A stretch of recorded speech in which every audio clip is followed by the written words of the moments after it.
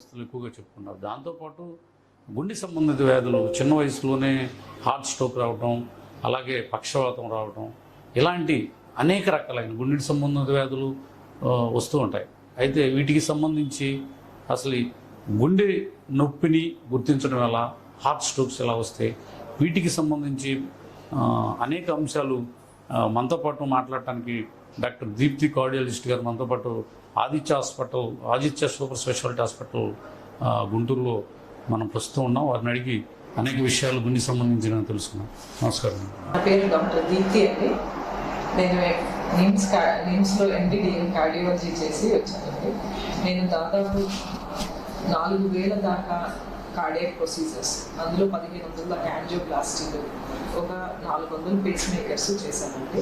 ఇప్పుడు ప్రస్తుతం మనం ఈ సిటీ న్యూస్ ద్వారా మనం గుండెకి సంబంధించిన వ్యాధుల గురించి మాట్లాడటం చాలా సంతోషకరంగా ఉంది. మేడం, ఇప్పుడు అసలు గుండె నొప్పి అసలు గుర్తించడం ఎలా? అసలు ఒక మనిషి గుండె నొప్పి వచ్చింది గుర్తించడం ఎలా? చాలా వరకు అండి గుండె నొప్పి అనేది ఏ విధంగా ఉంటుందంటే, గుండె మీద బరువు పెట్టినట్టు ఆ మనిషి ఒక ఏలితో చూపించలేడు, మొత్తం ఛాతి మొత్తం నొప్పి ఉన్నట్టుగా చూపిస్తూ ఉంటాడు. దానికి తోడు ఆ నొప్పి వచ్చినప్పుడు ఎడం చేయి జాలు రావటం కానీ, దవడకి నొప్పి మారినట్టు ఉండటం కానీ, 2 రెక్కల సందుల్లోకి నొప్పి మారినట్టు ఉండటం కానీ, చెమటలు పట్టడం, ఇవన్నీ ఉండే లక్షణాలన్నీ ఉంటాయండి.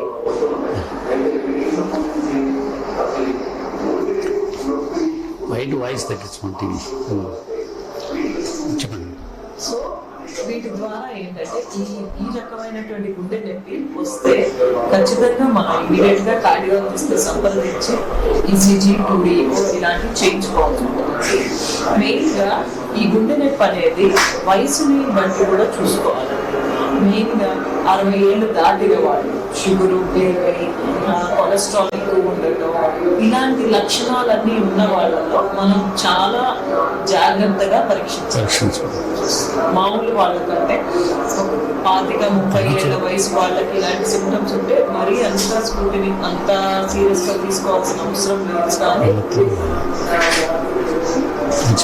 60 ఏళ్ళ వయసు దాటిన వాళ్ళకి మాత్రం ఖచ్చితంగా మనం ఆడైనా మగైనా 60 ఏళ్ళ వయసు దాటిన వాళ్ళకి మాత్రం మనం అటువంటి రకమైన నొప్పి వస్తే గుండె నొప్పిగానే పరిగణించడం మంచిదండి. కొన్ని సూచనలు.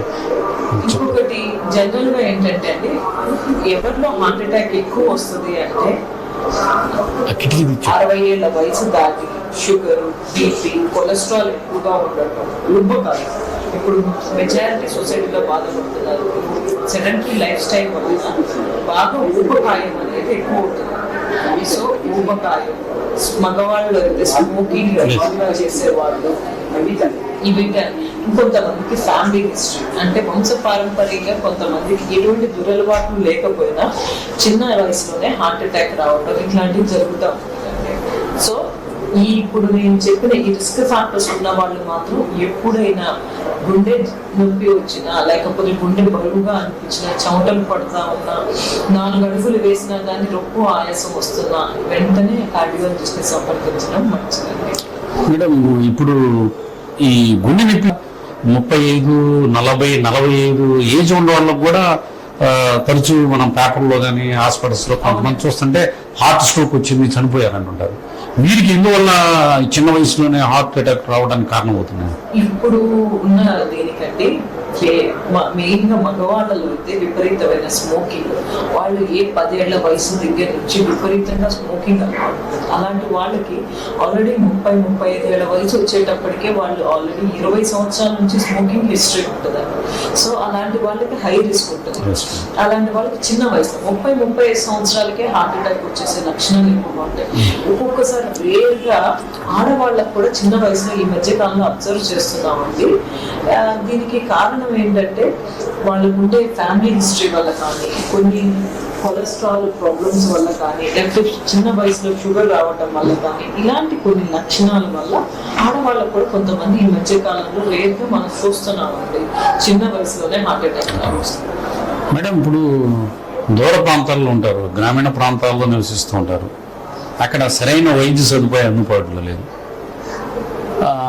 జనరల్గా గుండి మీరు చెప్పినట్టు ఎడమ వైపు నొప్పి కుడి వైపు నొప్పి వస్తుంది. ఇప్పుడు తరచూ ఏమనుకుంటున్నారంటే గ్రామీణ ప్రాంతాల్లో వచ్చు, పట్టణ ప్రాంతాల్లో వచ్చు, అంటే గుండె నొప్పి మీద సరైన అవగాహన లేక ఇప్పుడు ఎక్కువగా అల్సర్ గ్యాస్ట్రిక్ ట్రబుల్ ఉండటం వల్ల గుండె నొప్పి వచ్చినప్పటికీ గ్యాస్ ప్రాబ్లం అని చెప్పి అనుకుని అక్కడ అయిపోయి కొన్ని మంది ప్రమాదాలకు గురవుతున్నారు.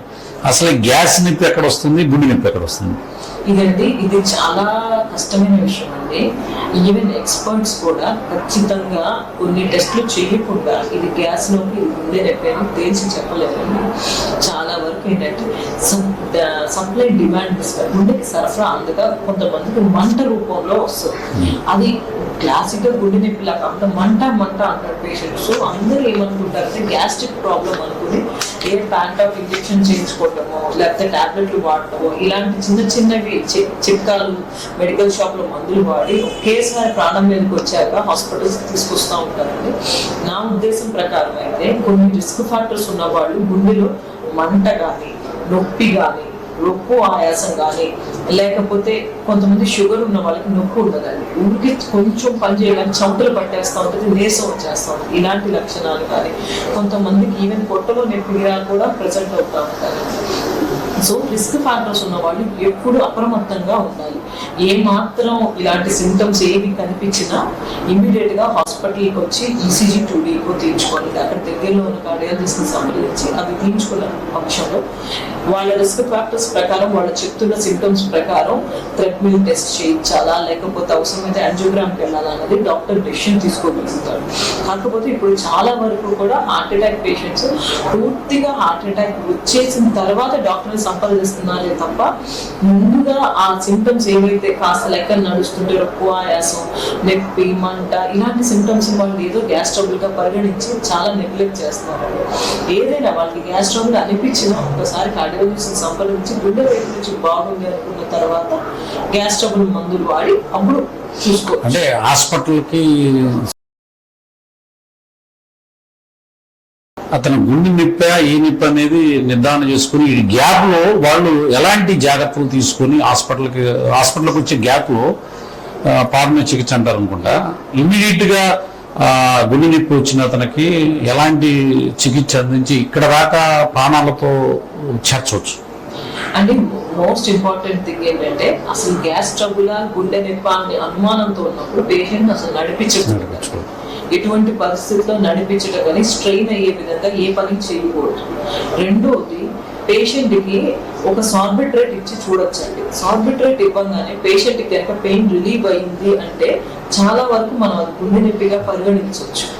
సో ఇలాంటి లక్షణాలు నెక్స్ట్ ఒకవేళ సార్బిట్రేట్ వేసిన తర్వాత కాస్త నొప్పి రిలీవ్ అవుతుంది అనిపించిందంటే ఒక ఆస్పిరిన్ టాబ్లెట్ కూడా వేసేయచ్చండి. 150 mg టాబ్లెట్ వేసేసేయచ్చు. దానివల్ల పెద్ద హామ్ అయితే ఏం జరగదండి. ఆ టాబ్లెట్ వేసి ముందున ప్రిలిమినరీగా హాస్పిటల్కి మొబిలైజ్ చేయాల్సి ఉంటుందండి.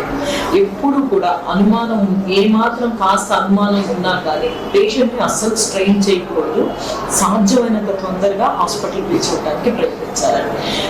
చాలా వరకు 108 కనుక కాల్ చేసినట్టయితే ఇమీడియట్ గా మనకి స్ట్రెయిన్ అవ్వకుండా పేషెంట్ హాస్పిటల్కి రీచ్ అయ్యే అవకాశం ఉంటుంది.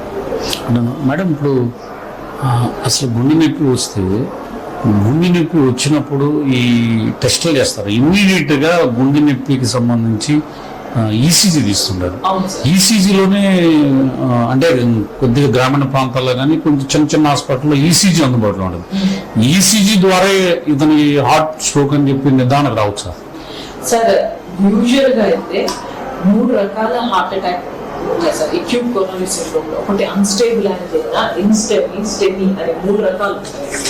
అందులో స్టెమీ అంటే ఈసీజీలో చాలా క్లియర్ గా ఈసీజీ చేంజెస్ ఉంటాయండి. ఎస్టీ ఎలివేషన్ అంటారు, అది ఇమీడియట్ గా కనిపించేస్తుందండి. సో స్టెమీస్ ని మనం ఈసీజీస్ తో ఈజీగా మనం అసెస్ చేసేసుకోవచ్చు. అండ్ స్టెమీ వీళ్ళకి ఏంటంటే ఎలివేషన్ ఉండకపోవచ్చు కానీ చిన్న డిప్రెషన్స్, టీవీ అనుమానాస్పద మార్పులు ఈసీజీలో కొంచెం ఎడ్యుకేటెడ్ అంటే కొంచెం ఒక మాదిరి మెడికల్ నాలెడ్జ్ ఉన్న వాళ్ళకైనా ఆ ఈసీజీలో తెలిసిపోతుంది కొంచెం చేంజెస్ ఉన్నాయా. అన్స్టేబుల్ యాంజియోనా వీళ్ళలో ఏంటంటే జనరల్ గా ఈసీజీ చేంజెస్ అవి కూడా ఏం పెద్దగా ఉండవండి. కాకపోతే నొప్పి మాత్రం చాలా క్లాసిక్ గా యాంజైనల్ పెయిన్ అంటే గుండంతా బరువు పెట్టినట్టు ఉండటం, బాగా కూడా దవడ లాగేయటం, ఇలాంటి గొంతులో మంట రావటం, ఇట్లాంటి క్లాసిక్ లక్షణాలు ఉంటే అన్స్టేబుల్ యాంజినాగా మనం పేషెంట్. ఈసీజీ అనేది స్టెమీ, కొంతవరకు ఈసీజీలో మైనర్ చేంజెస్ ద్వారా ఎన్స్టెమీని కూడా డిటెక్ట్ చేయొచ్చు. కానీ అన్ని వేళలా అన్నీ మనం ఈసీజీ ద్వారానే డిటెక్ట్ చేయలేవాలి. ఈసీజీ ద్వారా అసలు గుండె నొప్పికి సంబంధించి ఇప్పుడు గుండెలో నొప్పి వచ్చితే రక్తనాళాల్లో బ్లడ్ క్లాట్ అవ్వడం వల్ల గుండె నొప్పి వస్తుంది. అవునండి, ఒక కొంత వయసు పెరిగిన తర్వాత ప్లస్ ఆ మనిషిలో ఉండే కొలెస్ట్రాల్ లెవెల్స్, చెడు కొలెస్ట్రాల్, వీటి వల్ల గుండె రక్తనాళాల్లో చెడు కొలెస్ట్రాల్ పేరుకుపోవటం మొదలు పెట్టబోతుంది. అలా పేరుకుపోయిన తర్వాత అది ద్వారాన్ని అబ్స్ట్రక్ట్ చేస్తూ ఉంటుంది, ద్వారాన్ని అడ్డుకుంటూ ఉంటుంది. సో మామూలుగా వెళ్ళాల్సిన రక్త శాతం కంటే చాలా తక్కువ రక్త శాతం అందుతూ ఉంటుంది. అదేంటంటే మామూలుగా ఏమి పని చేయకుండా ఉన్నప్పుడు పెద్దగా ఆ రక్త సరఫరా సరిపోవచ్చు. మనం కాస్త ఎక్కువ పని చేసినా, నడిచినా, ఏదన్నా బరువు ఇలాంటివి చేసినప్పుడు ఆ రక్త సరఫరా అందక గుండెకి సప్లై డిమాండ్ మిస్ మ్యాచ్ అంటారు. మనం చేసే పనికి అందాల్సిన రక్తానికి సరితూగగా ఏమవుతుందంటే పేషెంట్కి అప్పుడు యాంజైనా పెయిన్ అనేది మొదలవుతుంది. ఇప్పుడు పూర్తిగా పేరుకుపోయి ద్వారా అబ్స్ట్రక్ట్ చేసేస్తుంది. అదేంటంటే గ్రాడ్యువల్ గా జరిగింది, అది ఒక రోజులో జరిగింది. ఆ దాని మీద ఆ ఉన్న కాస్త పాత్రలో కనుక రక్తం గడ్డగట్టింది అనుకోండి, 100% మూసుకుపోతుంది. అప్పుడు పేషెంట్ కి మయోకార్డియల్ ఇన్ఫార్క్షన్ అని తీవ్రతరమైన హార్ట్ అటాక్ పేషెంట్ ల్యాండ్ అవుతారు. కొంతమందికి చాలా రేర్ గా ఏంటంటే ఆ కొవ్వు పదార్థంతో ప్లాక్ అనేది చిన్నదే ఉన్నా రక్తం గడ్డ అనేది పెద్దది ఫామ్ అవడం వల్ల సడన్ గా హార్ట్ అటాక్ వచ్చే అవకాశాలు ఉంటాయి. కాకపోతే చాలా వరకు కూడా ఇది గ్రాడ్యువల్ గా ఎథెరోస్క్లెరోటిక్ ప్రాసెస్ అంటారు అనమాట. అది గ్రాడ్యువల్ గా స్టార్ట్ అయ్యి రిస్క్ ఫ్యాక్టర్స్ ఉన్న వాళ్ళు, అంటే పెద్ద వయసు, షుగర్, అన్కంట్రోల్డ్ బీపీ, దానికి తోడు cholesterol, sedentary life style, obesity, ఇవన్నిటి వల్ల పేషెంట్ కి ఆల్రెడీ అది చెడు కొవ్వు పదార్థం మొత్తం దారిని అబ్స్ట్రక్ట్ చేస్తూ ఉంటుంది. గ్రాడ్యువల్ గా పేషెంట్ కొంచెం సిమ్టమ్స్ మైల్డ్ గా తెలుస్తూ ఉంటే ఒక పాయింట్ ఆఫ్ టైం లో ఆ దారి పూర్తిగా ముసుగుపోతుంది రక్తం గడ్డ ఫామ్ అవడం వల్ల. అప్పుడు పేషెంట్ కి హార్ట్ అటాక్ లాంటి అవుతుంది సార్. అంటే నేను అడిగే ప్రశ్న ఏంటంటే మేడం, అంటే ఎక్కువగా గుండె నొప్పి వచ్చిన తర్వాత పరిగెత్తుకుంటే హాస్పిటల్కి వచ్చి ప్రాణాపాయ స్థితి తెచ్చుకునే కంటే ఆ సిగ్నిఫికెన్స్ ఏవైతే లక్షణాలు ఉంటాయి, ఒక 10 రోజుల ముందు, 15 రోజుల ముందు, లేదంటే ఒక 2 నెలల ముందు, ఎప్పుడైతే మీరు ఈ రక్తనాళాలు పూడిపోతున్నాయంటే ఒకేసారి పూడిపోవు కాబట్టి కొన్ని సిమ్టమ్స్ తెలుస్తూ ఉంటాయి. అవి ఎలా ఉంటాయి? అవి ఎలా ఉంటాయంటే అంతకుముందు మీరు 2 కిలోమీటర్లు రొప్పు, ఆయాసం, నొప్పి ఏమీ లేకుండా నడవగలిగే మనిషి సడన్ గా 1/2 కిలోమీటర్ నడవగానే కాస్త రొప్పు వచ్చి ఆగి నడవాల్సి రావడం, అంటే నడిచే వాళ్ళు ఆగిపోయి కూర్చుని మళ్ళీ సేద తీరిన తర్వాతే నడవగలుగుతారు. అలాంటి లక్షణం అంటే అంతకుముందు మనం 4 స్టేట్లు మెట్లు ఎక్కినా రాని ఆయాసం 4 మెట్లు ఎక్కితేనే రావడం, లేకపోతే 4 మైళ్ళు నడిచిన రాని ఆయాసం 1 మైలు నడుచుకుంటేనే రావడం. అంతకుముందు మనం చేసే పని కంటే తక్కువ పనికే మనకి గుండె మీద బరువు పెట్టినట్టు పెట్టడం, రొప్పు, ఆయాసం ఇలాంటివి ఉన్నప్పుడు ఏంటంటే ఇమీడియట్ గా మనం వెంటనే గుర్తించి ఆ లక్షణాలని ఇమీడియట్ గా డాక్టర్ ని సంప్రదించి మనం మినిమం ఈసీజీ, 2D ఈకో లాంటివి చేసి వాటిలో ఏమన్నా అనుమానాస్పదంగా ఈ చెప్తున్న సింప్టమ్ ప్రకారం అంటే థ్రెడ్మిల్ చేయగలిగే వాళ్ళతో థ్రెడ్మిల్ చేయలేని వాళ్ళు డోబుటమిన్ స్ట్రెస్, ఇలాంటి స్ట్రెస్ తో వాళ్ళకి ఎలాంటి మార్పులు జరుగుతున్నాయి ఈసీజీ, 2D ఈకోలో అనేవి మనం కనుక అబ్జర్వ్ చేసుకుని అవసరమైతే యాంజియోగ్రామ్ చేస్తారు. సో ఎప్పుడైనా ఏదైనా బెస్ట్ అడ్వైస్ అదేనండి. రిస్క్ ఫ్యాక్టర్స్ ఉన్న పేషెంట్స్ తరచూ స్క్రీన్ అవుతూ ఉంటారు. అంటే primary prevention, secondary prevention, tertiary prevention. ఇది ఏంటంటే ఆల్రెడీ రిస్క్ ఫ్యాక్టర్స్ ఉన్నాయి, షుగర్ ఉంది, బీపీ ఉంది, స్మోకింగ్ ఉన్నాయి, వీళ్ళకి ఏదో టైంలో హార్ట్ అటాక్ వచ్చే అవకాశాలు ఉంటాయి. కాబట్టి వీళ్ళు రెగ్యులర్ ఫాలోఅప్, కార్డియాలజిస్ట్ ఫాలోఅప్ లో ఉంది కాస్త రెగ్యులర్ గా టెస్ట్లు అవి fasting cholesterol, ECG, 2D echo లాంటి మినిమం చేయించుకుంటా ఉంటే మనం ముందుగానే గుర్తించి ప్రివెంట్ చేయొచ్చండి.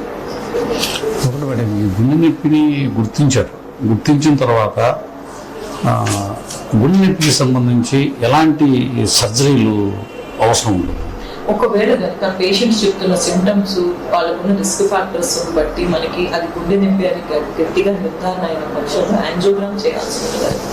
యాంజియోగ్రామ్ చేస్తే కరెక్ట్గా మనకి బ్లాక్లు ఉన్నాయా, ఉంటే ఎంత శాతం ఉన్నాయి, 1 రక్తనాళాలుగా 2 రక్తనాళాలుగా 3 రక్తనాలు. మనకు అందరికీ తెలుసు 3 రక్తనాళాలు LAD, L6, RCA రక్తాలు. వాటిల్లో కూడా ఎంతవరకు ఇన్వాల్వ్ అయినాయి, ఎంతవరకు ఇన్వాల్వ్ కాలేదు అనేవి మనం యాంజియోగ్రామ్ ద్వారా చూడొచ్చు.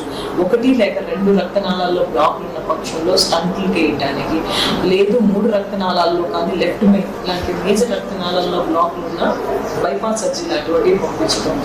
పెద్దగా బ్లాక్ లేకుండా ఒక 50 నుంచి 60% బ్లాక్లు ఉన్నటువంటి పరిస్థితుల్లో టాబ్లెట్స్ కొంచెం ఎక్కువ డోసేజ్లో, అంటే స్టాటిక్స్, హై డోస్ స్టాటిక్స్ అంటారు. సో కొలెస్ట్రాల్ తగ్గించే మందులు కాస్త ఎక్కువలో పెట్టి అది హార్ట్ అటాక్లోకి ల్యాండ్ కాకుండా ఇంకా పెరగకుండా ఉండడానికి మందులు పెట్టి యాంటీప్లేట్లెట్స్, స్టాటిక్స్ పెట్టి మనం కొంతవరకు చేయవచ్చు. మేడం ఇప్పుడు జనరల్గా బీపీ అంటుంటారు కదా, బీపీకి షుగర్కి గుండెకి ఏదన్నా దగ్గర సంబంధం ఉంది? చాలా దగ్గర సంబంధం ఉందండి. ఎప్పుడైనా కానీ షుగర్, బీపీ కంట్రోల్లో లేకపోతే గుండె మీద షుగర్ కంట్రోల్లో లేకపోతే రక్తనాళాలని డ్యామేజ్ చేస్తాయండి. ఎండోథీలియల్ డ్యామేజ్ జరిగి సో రక్తం గడ్డకట్టడం, రక్తనాళాలు సన్నగిల్లిపోవడం, ఇలాంటివన్నీ లక్షణాలు జరిగే అవకాశం ఉంటుంది షుగర్ వల్ల. బీపీకి ఏంటంటే బీపీ అంత బ్లడ్ ప్రెషర్స్ హైగా ఉండటం వల్ల దానివల్ల కొంచెం షేర్ స్ట్రెస్ వచ్చి దానివల్ల కూడా ఎండోథీలియం డ్యామేజ్ అయ్యి రక్తనాళాల్లో రక్తం గడ్డకట్టడం కానీ, లేకపోతే ఇంత బీపీకి గుండె మీద ఒత్తిడి ఎక్కువ అవుతుంది. అంత హై బ్లడ్ ప్రెషర్కి గుండె రక్తం పంప్ చేయాలి అంటే చాలా పనితీరు ఎక్కువ అవుతుంది, అంటే డిమాండ్ ఎక్కువ అవుతుంది. సో వీటి రీత్యా కూడా షుగర్, బీపీ అనేవి డైరెక్ట్ గా రిలేటెడ్. ఎప్పుడైనా ఈ 2 కనుక high uncontrolled sugars, uncontrolled blood pressure అంటే వాళ్ళకి హార్ట్ అటాక్ రిస్క్ చాలా హైగా ఉంటుంది. ఇప్పుడు మీరు బీపీ పేషెంట్లు, అదే బీపీ వచ్చిన తర్వాత ఇక పూర్తిగా తగ్గే అవకాశాలు లేవు మేడం? బీపీ ఒకసారి వచ్చిన తర్వాత రెగ్యులర్ గా టెస్ట్ చేయించుకుంటా, బీపీ డోసేజ్ అడ్జస్ట్ చేసుకుంటా, target blood pressure less than 130/80 లోపల మెయింటైన్ చేస్తే యూజువల్ గా మన కాంప్లికేషన్ రేట్ని తగ్గించుకోవచ్చు. సో దట్ కిడ్నీల మీద కానీ హార్ట్ మీద కానీ వీటి మీద ప్రభావం చూసుకుంటా బ్రెయిన్ ఒక్కొక్కసారి ఐసీ బ్లీడ్ అవ్వచ్చు, లేకపోతే స్కిన్ స్ట్రోక్స్, ఏవైనా అన్కంట్రోల్ హైపర్ టెన్షన్ వల్ల బాడీలో ప్రతి రిజల్ట్ ఎఫెక్ట్ అవుతా ఉంటుంది. సో మనం వాటి కనుక కంట్రోల్లో పెట్టినట్టయితే కాంప్లికేషన్స్ ని మనం చాలా వరకు తగ్గించగలుగుతాం. ఇప్పుడు బీపీ, షుగరు ఈ 2 ఉండటం వల్ల గుండెకి సంబంధించి రక్తనాళాలు ఏమన్నా పూడుకుపోయే ప్రమాదం ఏమన్నా ఉంది మేడం? వీటి వల్లే రక్తనాళాల్లో ఎండోథీలియల్ డ్యామేజ్ జరుగుతుంది. ఆ ఎండోథీలియం ఉన్నంత వరకు రక్తాన్ని గడ్డ కట్టనివ్వదు.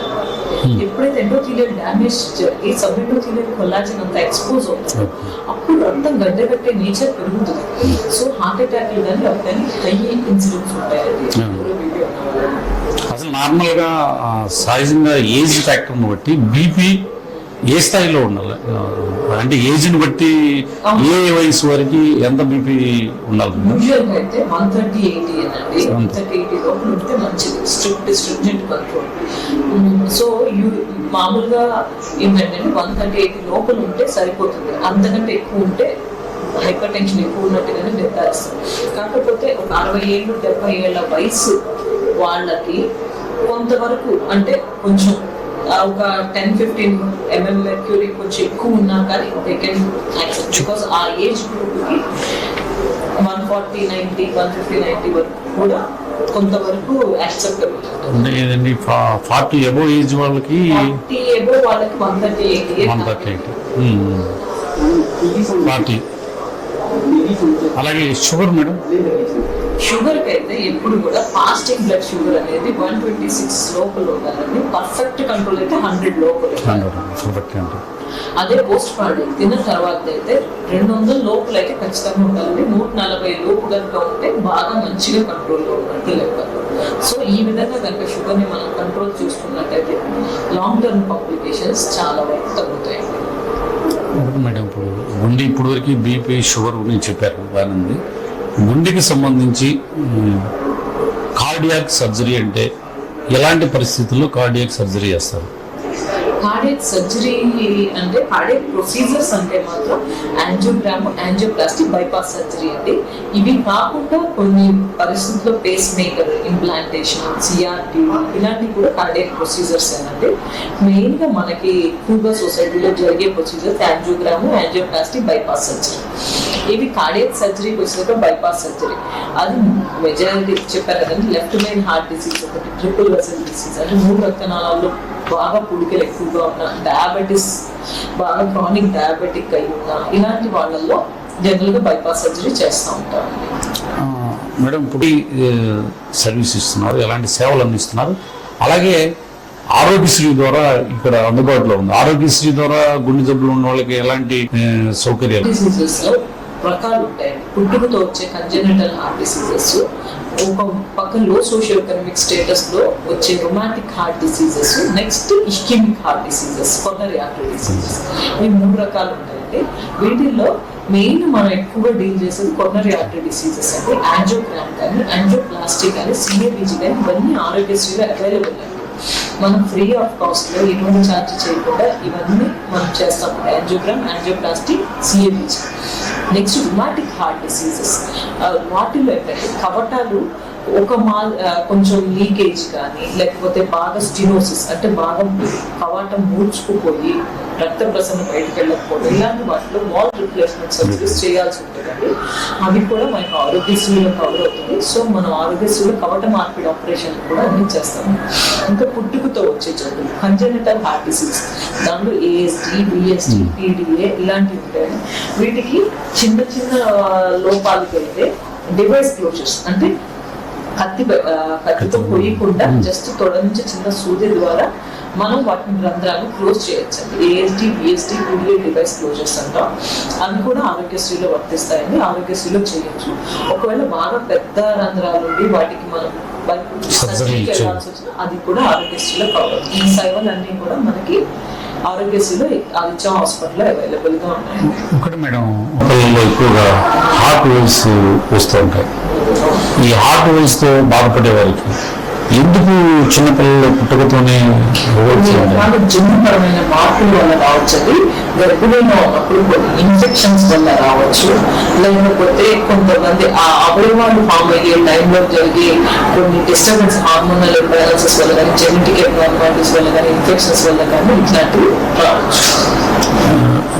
ఇప్పుడు చిన్నపిల్లలకి హార్ట్ వేవ్స్ సంబంధించి ఏఎస్డి వీటికి సంబంధించిన సర్జరీకి ఇక్కడ ఈ హాస్పిటల్లో సౌకర్యం అవైలబిలిటీ ఆరోగ్యశ్రీ దాకా పూర్తిగా ఉచితంగా చేస్తారు, జరుగుతుంటుంది. ఇంకా మీకు చెప్పిన వాటిలో వాల్వ్ రీప్లేస్మెంట్ సర్జరీ అంటే ప్రొసీజర్ ఏంటి? వాల్వ్ రీప్లేస్మెంట్ ఏ పరిస్థితుల్లో చేస్తారు, అది ప్రొసీజర్ ఏంటి? ఎయిటర్ కవాటం లీక్ అవ్వటం కానీ, బాగా టైట్ గా ముడిచిపోవటాన్ని స్టినోసిస్ అంటారు, లీక్ అవటాన్ని రిగర్జిటేషన్ అంటారు. యూజువల్ గా చాలా వరకు రొమాటిక్ హార్ట్ డిసీజ్ లో మైట్రల్ వాల్, ఎడం పక్క వాల్వ్ అనమాట, ఎడం పక్క కవటాలు, మైట్రల్ వాల్, అయోటిక్ వాల్ ఎక్కువగా ఇన్వాల్వ్ అవుతా ఉంటాయి. సో వాటికి బాగా 2 ఎఫెక్ట్ అయితే DVR అంటే డబుల్ వాల్ రిప్లేస్మెంట్, అదే ఏదో ఒక్క కమాటమే దెబ్బతింది అనుకోండి, అప్పుడు MVR అంటే మైటల్ వాల్ రిప్లేస్మెంట్ కానీ, అయోటిక్ వాల్ రిప్లేస్మెంట్ AVR ఇలాంటివి చేయొచ్చండి. అది మనం ఇకోలో మనం చూసుకుని అసెస్ చేసుకుని ఏ కవాటాలు ప్రాబ్లం వచ్చినాయి వాటికి ఒకటి కవాటం మార్చితే సరిపోతే, 2 కవాటాలు మార్చితే సరిపోతారో చూసుకోవాలి. ఇంకోటి ట్రైకస్పిడ్ వాల్వ్ ఉంటుంది, దానికి ఏంటంటే ఒకసారి లీకేజ్ ఉంటుంది, దానికి రిపేర్ చేయాల్సి ఉంటుంది. ట్రైకస్పిడ్ వాల్వ్ రిపేర్ చాలా వరకు ఒకసారి మైటల్ వాల్ రిప్లేస్మెంట్ తో పాటు ట్రైకస్పిడ్ రిపేర్ చేయాల్సి వస్తూ ఉంటుంది. అవి కూడా ఆరోగ్యశ్రీలో మనం అన్ని ఫ్రీగా ఉచితంగా చేస్తాం. ఆదిత్య హాస్పిటల్లో అన్ని సౌకర్యాలు ఉన్నాయండి. మేడం, ఇప్పుడు గుండె సంబంధించి వ్యాధుల గురించి చెప్తున్నారు. అయితే నేను ఇటీవల కొంతమంది పేషెంట్ని వేరే హాస్పిటల్స్ చూశాను. సడన్ గా తిరుగుతూ ఉంటాడు, ఒక 25-30 ఏజ్ తిరుగుతూ 32 ఉంటుంది అనుకోండి. సడన్ గా హార్ట్ స్ట్రోక్ వచ్చి గుండెలో విపరీతమైన నొప్పి ఎడమవైపు వస్తుంది, తట్టుకోలేకపోతే 2 రోజులు ఉన్న తర్వాత హాస్పిటల్కి వచ్చారు. హాస్పిటల్కి వచ్చిన తర్వాత ఒక హాస్పిటల్ అడ్మిట్ అయ్యారు. అడ్మిట్ అయిన తర్వాత టెస్టులన్నీ అయిపోయిన తర్వాత ఒక సైడు గుండెకి సంబంధించి రక్తం సప్లై ఇచ్చే నరాలు ఉంటాయి ఓవల్స్ ఆ మొత్తం ఒకటి చచ్చుబడిపోయింది. మీరు బతకడం కష్టం, ఈ చచ్చుబడి నరం మళ్ళీ ఎప్పుడు వచ్చిందో తెలియదు అని చెప్పి చెప్పారు. ఇది ఇలాంటి నిజంగా జరుగుతూ ఉంటాయి. యూజువల్గా అంత చిన్న వయసులో హార్ట్ అటాక్స్ కొంచెం తక్కువ. హార్ట్ అటాక్ అనేది రక్తనాళంలో కూడికి వచ్చి హార్ట్ అటాక్ రావడంతో కొంచెం ఆయుష్లో తక్కువ. కానీ చిన్న వయసులో సడన్ కార్డియాక్ డెత్, సడన్ గా క్రికెట్ ఆడతా చచ్చిపోవడం, లేకపోతే షటిల్ ఆడతా చచ్చిపోవడం ముఖ్యంగా చూస్తూ ఉంటాం. వీటి కారణాలు అంటే ఎరిథమియాస్ ఉంటాయి. అంటే ఉండే PTBF అన్నమాట, కొన్ని జన్యుపరమైన మార్పుల వల్ల, కొన్ని జబ్బుల వల్ల సడన్ గా గుండె అతివేగంగా కొట్టుకొని ఆగిపోతుంది. ఇట్లాంటివి జరుగుతూ ఉంటాయి. అందులో సడన్ కార్డియాక్ డెత్ వస్తుంది. హైపర్ట్రోఫిక్ కార్డియోమైపతి ఉంటుంది. అందులో ఏంటంటే గుండె కండరం బాగా మందలైతే రక్త సరఫరా కూడా అందరంత బాగా మందలైతే దాని వల్ల అబ్స్ట్రక్షన్ వస్తుంది. మనకి బయటకు వెళ్ళడానికి రక్తసరికి అబ్స్ట్రక్షన్ వచ్చి వాళ్ళు సడన్ గా రిథమ్ డిస్టర్బెన్స్ ఇలాంటి ఇలాంటివి వచ్చి సడన్ గా డెత్ అయ్యే అవకాశాలు ఉన్నాయండి. కొన్ని సిండ్రోమ్స్ కూడా ఉన్నాయి. కెటబాలిక్ పాలిమార్ఫిక్ అని, బ్రొకాడా అని, ఇలా కొన్ని ఆర్మీ డిస్ప్లేషియా అని, ఇలాంటి కొన్ని జబ్బులు అనేది చిన్న పరంగా వస్తూ ఉంటాయి. దీనిలో సడన్ డెత్స్ అనేవి ఎక్స్ప్లెయిన్ చేస్తుంది. మీరు చెప్పిన విధంగా ఒక వాల్వ్ డ్యామేజ్ అది మోస్ట్లీ రక్తనాళంలో కూలిపోయి ఉండొచ్చు. అది ఒక్కొక్కసారి ఏంటంటే రిపేర్ చేయగలిగే విధంగా డ్యామేజ్ అవుతుంది, ఒక్కోసారి రిపేర్ చేయలేని విధంగా డ్యామేజ్ అవుతుంది. పండు నుంచి పిల్లదాకా మొత్తం సందేశం లేదండి. అలాంటి వాళ్ళకి ముద్దులు పెట్టుకోవటం తప్పితే మనం ఏం చేయవచ్చు. అలాంటి వాళ్ళు బతికే ఛాన్స్ ఉంటుంది. మందులు సక్రమంగా వాడితే చాలా మంది అయిపోతుంది. సరైన టైంలో సరైన ట్రీట్మెంట్ అందితే చాలా వరకు మనకి హార్ట్ వల్ల జరిగే మోర్టాలిటీని 90% మనం తగ్గించేయచ్చు. పేషెంట్కి అవేర్నెస్ లేక, అవగాహన లేక, దానివల్ల పేషెంట్స్ ట్రీట్మెంట్ డిలే చేయటం వల్ల ఇబ్బంది పడుతున్నారు. కానీ సరైన టైంలో సరైన ట్రీట్మెంట్ అందితే కార్డియాక్ వైపు నుంచి మోర్టాలిటీ ఆల్మోస్ట్ తగ్గించవచ్చు. రాకముందే జాగ్రత్తలు తీసుకొని వాళ్ళు సరైన టైంకి హాస్పిటల్కి వస్తే డాక్టర్ని సంప్రదిస్తే రాకముందే జాగ్రత్త తీసుకోవడం చాలా మంచిది.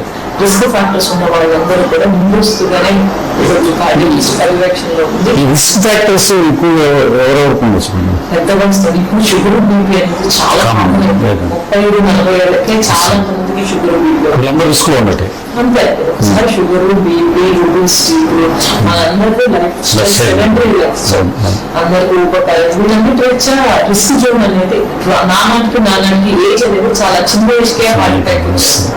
ఒకప్పుడు ఎప్పుడు ముసలి వాళ్ళకి వచ్చేది, ఇప్పుడు చిన్న చిన్న వాళ్ళకే వచ్చేస్తుంది. ఇప్పుడున్న స్ట్రెస్ లెవెల్స్ కి సొసైటీలో ఉన్న ప్రతి ఒక్కరికి టార్గెట్స్ వాళ్ళకి అవి ఇష్యూ చేయాలనే స్ట్రెస్, సెడెంటరీ లైఫ్ స్టైల్, చాలా వరకు వెహికల్స్ యూజ్ నడక అనేది అసలు లేకపోవడం, సరైన ప్రాపర్ డైట్ లేకపోవడం, షుగర్ బీపీ ఒబెసిటీ వీటన్నిటి వల్ల పేషెంట్స్ హార్ట్ అటాక్ చాలా తొందరగా స్మోకింగ్, మోస్ట్ ఇంపార్టెంట్ స్మోకింగ్, ఇవన్నీ కూడా చాలా తొందరగా హార్ట్ అటాక్ వస్తుంది. ఓకే మేడం, ఇప్పుడు మన హాస్పిటల్, మీరు ఇప్పుడు ఆదిత్య హాస్పిటల్లో అనేక సర్జరీలు చేస్తున్నారు గుండెకి సంబంధించి. రీసెంట్గా కరోనా సంబంధించి నా నుంచి అసలు సబ్జెక్ట్ అది కరోనాకి సంబంధించి, కరోనాతో గుండె జబ్బుతో బాధపడుతున్న వాళ్ళు కానీ, అలాగే గుండె ఆపరేషన్ చేయించుకున్న వాళ్ళు కానీ మళ్ళీ కరోనా వాళ్ళకి త్వరగా కరోనా ఎఫెక్ట్ అయ్యే ప్రమాదం ఉందా? అంటే కరోనా తొందరగా ఎఫెక్ట్ అవుతుంది అనేది మాత్రం ఎవరైతే ఎక్స్పోజ్ మాస్క్ లేకుండా సొసైటీలో ఫ్రీగా తిరుగుతుంటారో వాళ్ళకి ఇన్ఫెక్షన్ రేట్ ఉంటుంది. కానీ ఒకసారి కరోనా వస్తే మాత్రం వాళ్ళకి కార్డియాక్ ప్రాబ్లం ఉన్న వాళ్ళకి కొంచెం రిస్క్ ఎక్కువ ఉంటుంది. ప్రాణాపాయం జరిగే అవకాశాలు చాలా ఎక్కువగా ఉంటాయి. ఎందుకంటే కరోనాలో రక్తం గడ్డగట్టించే నేచర్ కొంచెం ఎక్కువగా ఉంటుంది. ఆ రక్తం గడ్డగట్టించే నేచర్ ఎక్కువగా ఉన్న వాళ్ళకి ఏంటంటే రక్తనాళాల్లో కూడికలు వచ్చేసి మళ్ళీ హార్ట్ అటాక్ రావడం, ఉపయోగిస్తే పల్మనరీ ఎడిమాలోకి వెళ్ళిపోవడం, ఆల్రెడీ కార్డియాక్ ప్రాబ్లం ఉంది, గుండె ఫ్రెజైల్గా ఉంది.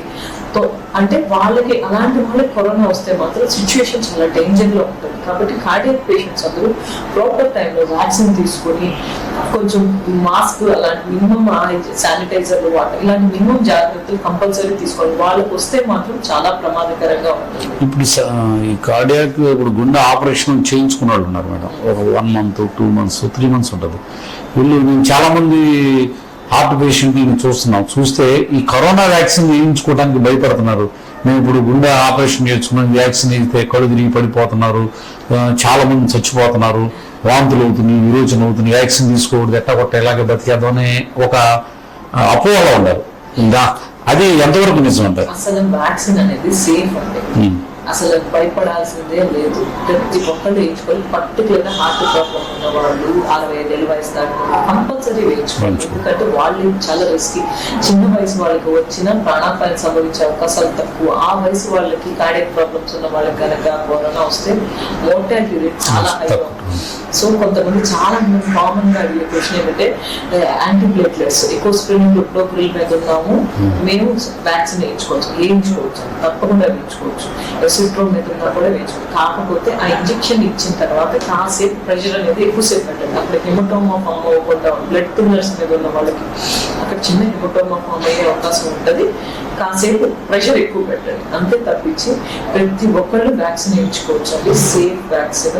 మనం ఇంకా ఎంకరేజ్ చేయాలి. వాళ్ళకున్న అపోహలన్నీ పోగొట్టి కంపల్సరీ వ్యాక్సిన్ వేయించుకోవాలని వాళ్ళు ఎడ్యుకేట్ చేయాలి. అదే మేడం, రేపు పొద్దున మన వైఎస్ జగన్మోహన్ రెడ్డి కూడా అపోహలు పోగొట్టడానికి సచివాలయంలో వ్యాక్సిన్ తీసుకోవడానికి వస్తున్నారు. కంపల్సరీ వ్యాక్సిన్ అయితే వేయించుకోవాలండి. ఇంకా మనకి చాలా తక్కువ ప్రైస్ కి గవర్నమెంట్ వీళ్ళు ప్రొవైడ్ చేస్తున్నారు. అదంతా for the sake of people. అది వాళ్ళు అర్థం చేసుకుని వేయించుకోవాలి. కానీ లేనిపోయిన అపోహలతో లేని కాంప్లికేషన్స్ లోకి ల్యాండ్ అవ్వకుండా మనమే వాళ్ళని ఎడ్యుకేట్ చేయాలి. అంటే సర్జరీ 40 above 45 above ఏజ్ వాళ్ళకి వేస్తున్నాం. 45 above నుంచి గుండె ఆపరేషన్ అవ్వచ్చు, ఏ ఆపరేషన్ అప్పుడు చేయించుకుని ఎన్ని రోజులకి అదేమి లేదండి, దానికి దీనికి సంబంధం లేదు. ఖచ్చితంగా వేయించుకోవచ్చు. ఏ రోజైనా వేయించుకోవచ్చు. మీకంటూ ఒకసారి మీకు దగ్గరలో వ్యాక్సిన్ వేసే సెంటర్ కనుక అవైలబుల్ గా ఉంటే ఇమ్మీడియట్ గా వెళ్ళి వేయించుకోవటం అండి. దానికి వీటికి ఎటువంటి సంబంధం లేదు. మళ్ళీ కొన్ని మనం పేపర్లో వాటిలో చూస్తుంటే ఇలా అపోహలు ఏంటంటే వ్యాక్సిన్ వేయించుకోగానే చనిపోతున్నారు, వెళ్ళి ప్రాణాలు పోగొట్టుకునే కంటే వ్యాక్సిన్ వేయించుకోకుండా జాగ్రత్తగా ఉన్నాం, ముందే చనిపోవడం ఎందుకని నిజంగా చాలా మందిని చూస్తున్నాం. నిజంగా ఎక్కడో ఏదో కారణంతో చనిపోయిన వాళ్ళకి ఆ ముందు 2 రోజులు ఎప్పుడో వ్యాక్సిన్ ఏదో హెల్త్ ప్రాబ్లం వల్ల కూడా వాళ్ళు చచ్చిపోయి ఉండొచ్చు. ఈ జనాలు ఏంటంటే ఈ వ్యాక్సిన్ వేయించుకున్న తర్వాత చనిపోయారు అనేది లేనిపోయిన అపోహ, అనవసరంగా ప్రాబ్లం తెచ్చుకుంటున్నారండి. సాధ్యమైనంత వరకు ప్రతి ఒక్కళ్ళు కూడా వ్యాక్సినేషన్ వేయించుకోవడానికి ప్రయత్నించడం మంచి పద్ధతి. అంటే ఎప్పుడైనా prevention is better than cure.